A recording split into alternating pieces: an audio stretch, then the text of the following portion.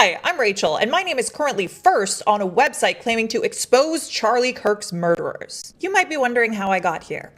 I'm kind of wondering that too.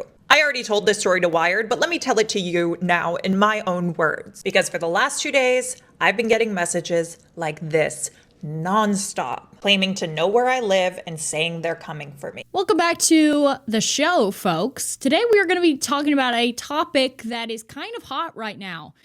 It's doxing. It is cancel culture, okay? What we've all been dealing with for years. So that, of course, was a woman that, of course, she's going to sugarcoat what she said, but she is just one of hundreds of people who have put out videos immediately after Charlie Kirk's murder, celebrating it, laughing, mocking, making fun, whatever. Well, this time, with all the outrage surrounding this tragedy, the right wing, the conservatives, were not having it. So they decided to start compiling lists of people who they saw making videos, mocking the death, celebrating it, inciting violence, maybe even encouraging copycat killers and saying, oh, this person next, this person next. And these lists from conservatives that they were compiling, they were going through it. Libs of TikTok was big behind it. A couple other girls on the right wing and lots of other people were sending tips. So they were compiling lists of these horrible people, horrible individuals who are sitting here reveling in the death of a father who was brutally murdered in front of his wife and child. And when the shots rang out and he fell over dead, his little girl tried to run to him because she was scared of the noise. So she tried to run to her father, who she will never see again, who is now buried and taken away from us. Okay, so that's the context that we're dealing with. And these sick, deranged lunatics decided to mock him, make fun of it, and encourage more of the same. That woman in the video was one of these individuals. She calls herself a journalist. And of course, she's making fun of it, making light of the situation. And people are over it. Conservatives have been dealing with censorship, cancel culture, being doxxed for years. So I think they decided, you know what, we're done. We're going to start taking the matters into our own hands, and that's what they've been doing. They were compiling lists, and they were contacting employers, and people were getting fired. Consequently, TikTok is now blowing up with videos of angry liberals whining and complaining and crying that they can't believe this happened to them. They can't believe they were fired for something they said online. Can you believe that? What is this, America? Yes, welcome to America. Welcome to America. Welcome to the American experience for anyone on the right wing. Me? You're looking at her. You're looking at somebody who got fired from her job within days because I made a joke. I actually didn't even make a joke. I was talking about women and men and relationships, and I happened to say broke-ass N-words. Not with a hard R, but broke-ass N-words, how it's said in rap songs, whatever. Irrelevant to me, I don't care. All that to say, that created national outrage. In fact, I was the marketing director at this particular company that I worked for, so I was privy to all the emails. I was privy to all the phone calls because I was doing all of that. I was logged into the email accounts. I was logged into the website and the chat pages, and I saw the hundreds and thousands of messages pouring in. I saw my boss having to unplug her phone because it was getting rung off the hook. Her phone number was leaked somehow. She was getting rung off the hook. My phone number was leaked. So I saw hundreds of thousands of people just like this woman, just like these people who are now crying and whining about getting doxxed and fired. Yeah, they were all in there. They were all in there making an exerted effort to destroy my life, which they did. But I rose out of that, and I told him, go F yourself. And I created something way more successful than I had to begin with. So thanks for that. Actually, thank you for that, because hard times make strong people. So actually, I appreciate you for trying to ruin my life. But it didn't work, okay? It didn't work.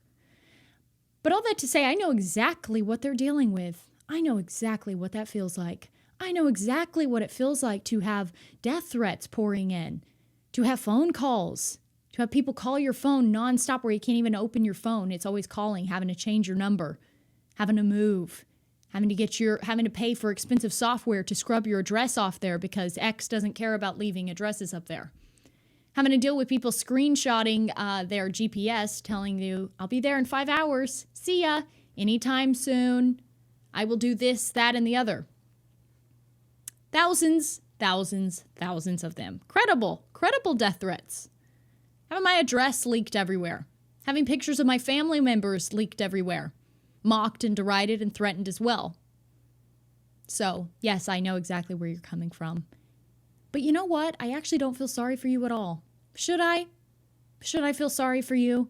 Should I take pity on the people who did the exact same thing to me and countless others? Basically, anybody who's in this scene, anybody who is a talking head, that has happened to them. But up until now, it's only happened to the right wing. It's never happened to the left wing. So let me make this very clear. I enjoy this. I am reveling in it. I take great pleasure in your downfall. I take great pleasure in knowing that I'm sure some of these people who are now getting fired, I'm sure at least one of them were sending emails to my employer. I'm sure at least one of them were sending my address into Black Power sites to have me killed. I'm sure at least one of them had my name on a hit list, and they were sending it to all their thug friends. So I feel not even a shred of pity for you. I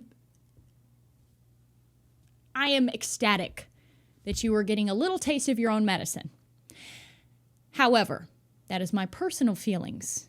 But we have to address the issue of doxing. We have to address the issue of cancel culture. Because when that was all happening to me, I was like, I'm carrying the torch. I don't want this happening in my country. I'm a free speech absolutist.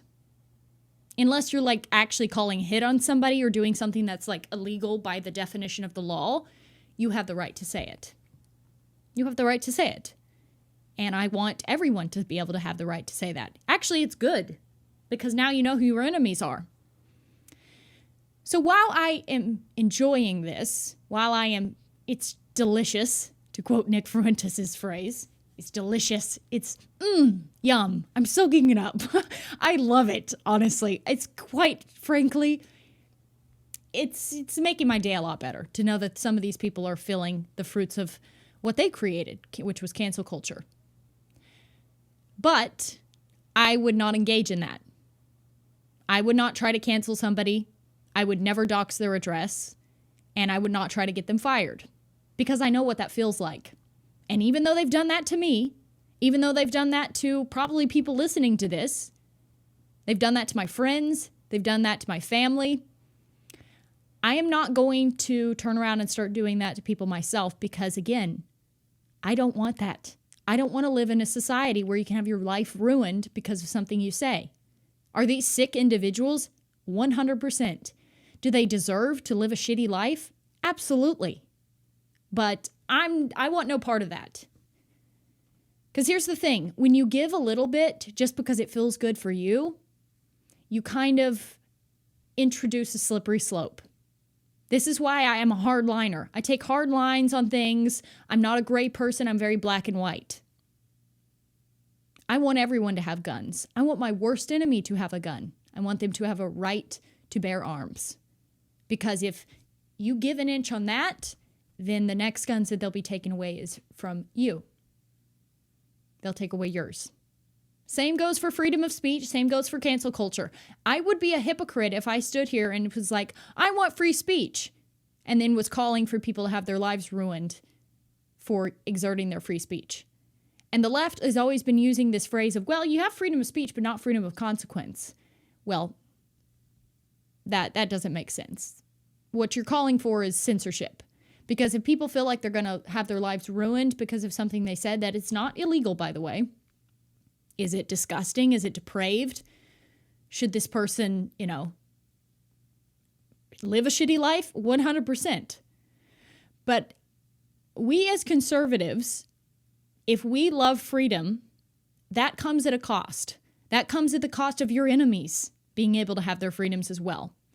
And I would rather have them have their freedoms than risk it being stripped away from me as well. Now, I'm not going to stop anybody from doing it, but I'm not going to engage in that. I'm not going to be trying to destroy people's lives. I want to destroy the system that created this. I want to destroy the powers that be that created cancel culture in the beginning. I want to destroy the people at the top, and I'm speaking metaphorically, destroy as in I want to win this ideological battle, this political war. I want to destroy the means by which this became a thing. These people became radicalized on the left. They are chopping off body parts, mutilating themselves, living miserable lives, dedicating their lives to ruining the lives of others because they are miserable and they hate themselves, and thus they hate other people, they hate their own country, and they want to destroy it. That's why these people are agents of chaos. They don't have a plan, they don't have a goal, because they don't care about anything. They're anarchists. They just want chaos, because that is representative of their own personal life. They don't have peace in their own life. They don't have fulfillment or satisfaction in their own life because they have rejected normalcy. They have rejected tradition. They have embraced degeneracy. They have embraced self-indulgence. And I'm not stooping to their level, and I don't think any of us should either. Because again, I am very wary of slippery slopes. I don't want anyone's freedoms being taken away. I don't want anyone's rights being stripped. Now that's different. You can call these people out. You can confront these people. And I encourage you doing that. These people should be shamed. I'm not saying let these people get off scot-free. I'm just saying I don't want this to become the norm, because then it's your voice that's going to be stifled next. And that is how this works. These people need to be shamed, actually. They need to be called out on the street. If you hear a coworker engaging in this, you need to talk to them and be like, what is wrong with you? You are a depraved person. But I'm not in the business of trying to get people fired so that they can't pay their rent, they can't feed their children, they can't feed themselves. Okay, I'm not in that business. That's a dirty business, and believe me, of all people who should be cheering this on out of my own desire for revenge, I am not going there, because I would not wish that on anyone. Because here's the thing, people think doxing is no big deal. It actually is a big deal. It's like calling a hit on someone. If millions of people see that address that you posted, at least one of them will do something about it. So you essentially have blood on your hands if you leak someone's address. You are too cowardly to do anything yourself. So what you do is you give the means to some maniac, some drug addict, some crazy person who would do something about it. And that is despicable, actually. I don't care how much you disagree with him. Should these people be shamed? Absolutely. And we need to start calling them out. We need to start not just sitting by quietly while we listen to these rabid lunatics, talk, whatever, try to cancel people. But I do not think it is good faith. I do not think it is worthy of us as Americans to start engaging in their same tactics. Getting people doxxed and getting people fired. I am glad they are facing consequences, believe me, because everything they're bitching about right now is everything I've been through. For a whole year, I had the entire world after me, right wing and left wing. The Daily Wire, almost every one of their pundits put out a hit piece on me. PragerU, their pundits all put out a hit piece on me. Almost every left-wing publication, the Daily Beast, Daily Mail, TMZ, Medium, they all put out hit pieces on me. You can go Google it yourself. So believe me, I am no stranger to this. I know exactly what it feels. But I am not a hypocrite either. And I am a free speech absolutist, and I do not think this is right. I think these people should face consequences, and if they're saying anything illegal, absolutely. If you hear a teacher making weird jokes or saying we should have, story time, and you think children are in danger, you can walk up to that person and confront them. And if they're doing anything illegal, you can make a tip. But I don't think engaging in their tactics is good. You don't want to introduce evil into your own side, into your own party, because you want to get revenge.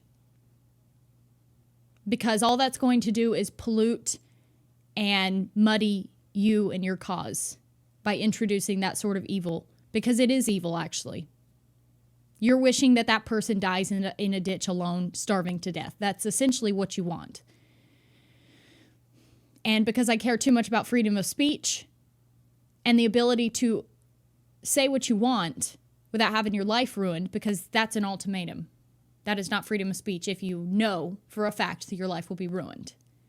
That is a horrible choice. I mean, that's like either don't speak out and you're fine, or if you do speak out, yeah, there's no laws necessarily, but your life will be ruined. So that's just like saying, how would you like to die? Would you like to be poisoned, or would you like to be whatever? That's not an option. That's not freedom.